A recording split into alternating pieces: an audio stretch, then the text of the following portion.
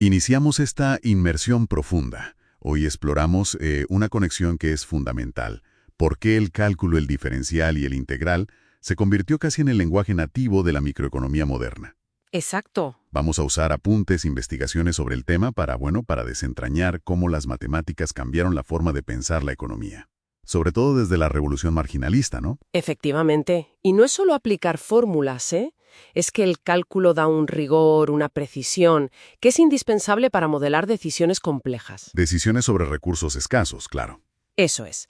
Piensa en un consumidor eligiendo o una empresa decidiendo cuánto producir. El cálculo permite analizar ese margen, ese pequeño cambio, y eso resultó ser clave. Vale, entonces nuestra misión, si te parece, es ver cómo conceptos como, la derivada o la integral se traducen directamente a ideas económicas. Ideas cruciales, sí, como el coste marginal, la utilidad marginal o incluso el bienestar total en un mercado. Perfecto, pues empecemos por la base, por la herramienta quizá más conocida, la derivada. En economía, ¿qué significa realmente? ¿Qué aporta? Pues mira, la derivada es la formalización matemática del efecto marginal. Mide el cambio instantáneo. El cambio instantáneo. Sí. Y fue revolucionario porque cambió el foco. Antes se miraban más los promedios y esto se centra en el impacto de la última unidad. Entiendo. Por ejemplo, el coste marginal, el CMG, es la derivada del coste total. Te dice cuánto cuesta producir esa unidad adicional. No el coste medio de todas, sino esa última. Vale. Y lo mismo con la utilidad marginal, la UMG, la satisfacción extra que te da consumir una unidad más de algo. Ese pensar en el margen, esa es la esencia del análisis marginalista que nació entonces. Entendido. Se enfoca en lo incremental, en el cambio pequeño. Pero, claro, las decisiones reales suelen tener muchas variables. Uno elige entre muchas cosas. Una empresa usa capital y trabajo. ¿Cómo se maneja esa complejidad? Ahí es donde entran y brillan las derivadas parciales. ¿Parciales? Sí, permiten hacer algo que en economía es crucial, aislar el efecto de una sola variable. Y muy importante, mientras mantenemos las demás constantes. El famoso ceteris paribus. Exacto. Es la versión matemática del ceteris paribus, del manteniendo todo lo demás igual. Así podemos calcular, por ejemplo, el producto marginal del trabajo. ¿Qué sería? ¿Cuánto añade a la producción un trabajador extra? Pero suponiendo que la cantidad de máquinas, de capital, no cambia en ese momento. O el producto marginal del capital, claro. Vale, o sea que las derivadas normales o parciales nos dejan analizar esos cambios en el margen, aislando efectos. Pero la economía va de elegir, ¿no? De buscar la mejor opción.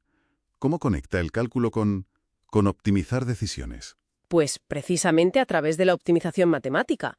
Los modelos microeconómicos, los estándar al menos, asumen que la gente, las empresas, buscan lo mejor para sí mismos. Lo lógico, vamos. Claro, el consumidor quiere maximizar su utilidad, su satisfacción, pero con el dinero que tiene, con su presupuesto. Su restricción. Exacto. Y la empresa quiere maximizar beneficios. Pues el cálculo nos da las condiciones matemáticas exactas para encontrar ese punto óptimo. Condiciones como... Pues la regla quizá más famosa en microeconomía, la de maximización de beneficios, que el ingreso marginal IMG debe ser igual al coste marginal CMG. IMG igual CMG. Eso es. Y fíjate, no es un capricho teórico, Se deriva usando cálculo. Significa que a una empresa le compensa producir hasta el punto justo donde lo que ingresa por la última unidad que vende, el MMG, se iguala a lo que le costó producirla, el CMG. Ni una más porque ya no saldría rentable, ni una menos porque se perdería beneficio potencial. Entendido. Y para el consumidor, pues algo parecido. La condición de óptimo dice que su tasa marginal de sustitución. ¿Qué era? ¿Cuánto estás dispuesto a cambiar de un bien por otro? Exacto. Pues esa tasa subjetiva tiene que igualar la relación de precios que le da el mercado, que es objetiva. Son las mates las que nos dan estas reglas de oro de comportamiento óptimo. Comprendido. Así que las derivadas analizan el margen y nos dan las reglas para optimizar. Vale. Si las derivadas sirven para descomponer, para ver el cambio pequeño, ¿qué hacen las integrales? Suman, acumulan. Justo eso. Las integrales matemáticamente calculan áreas bajo curvas. Y en economía resulta que esas áreas representan a menudo valores acumulados, valores totales. Por ejemplo, El ejemplo clásico es medir el bienestar en un mercado, el excedente del consumidor. Es el área que queda entre la curva de demanda, Lo máximo que la gente pagaría por cada unidad. eso es, y el precio que realmente pagan en el mercado.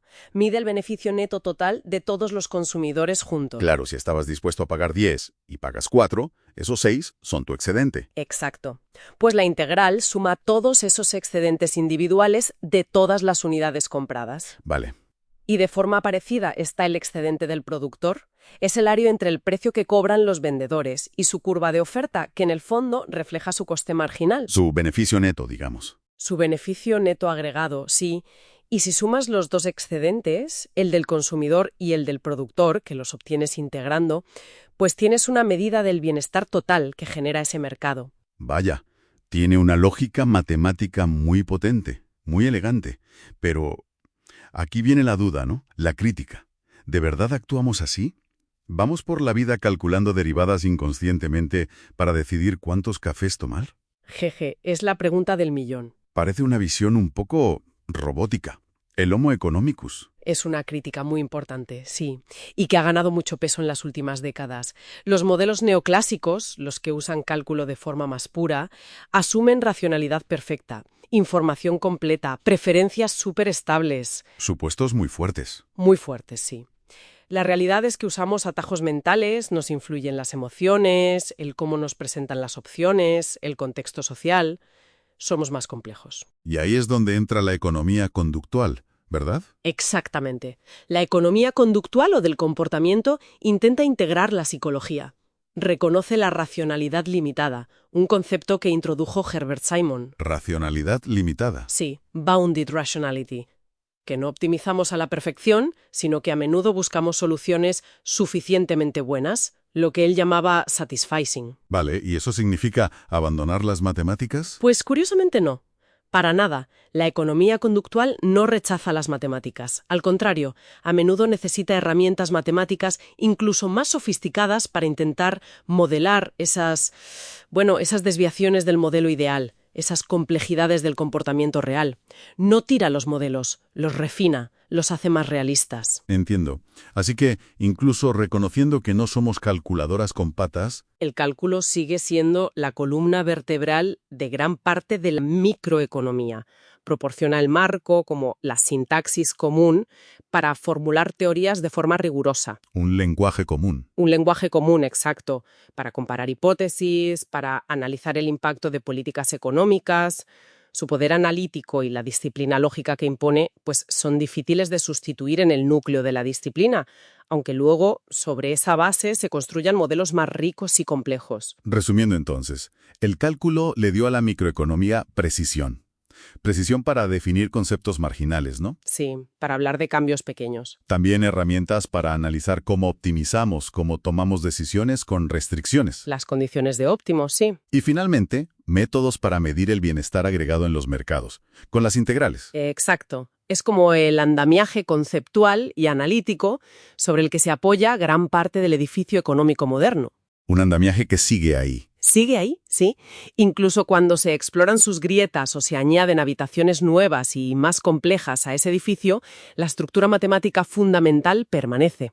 Pues, para terminar, quizá una pregunta para darle una vuelta, para la reflexión. ¿Dónde está el equilibrio? El equilibrio entre la elegancia, la potencia de un modelo matemático y su capacidad para capturar de verdad la complejidad, a veces la irracionalidad, del comportamiento económico real. Uf, esa es la gran pregunta. Ahí sigue uno de los grandes retos para la economía, ¿no? Encontrar ese punto justo. Desde luego.